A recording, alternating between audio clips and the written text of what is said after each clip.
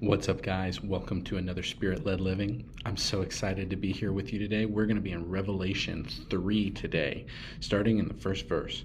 To the angel of the church in Sardis, write this.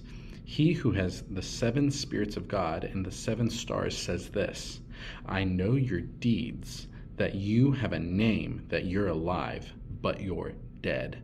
Ooh, okay, right away, right off the bat, we can almost think of these first 3 chapters as like the epistle, the letter of Jesus Christ. These are actually written in red ink, so that means that it's Jesus speaking to John. This is a letter directly from Jesus to these churches.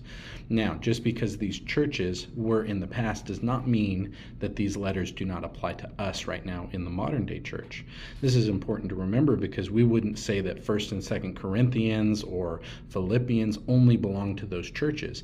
The Bible is written to all believers. So, real quick, we need to clarify this church is alive. They seem to be alive, but they are dead. What he's saying is they appear to be alive spiritually. They've probably got good worship music. They've got people doing acts of service. They maybe even have spiritual gifts at work within the church. But what they're missing, he's going to go over in the next few verses. Wake up, strengthen that thing which remains, which is about to die. For I have not found your deeds complete in the sight of my God.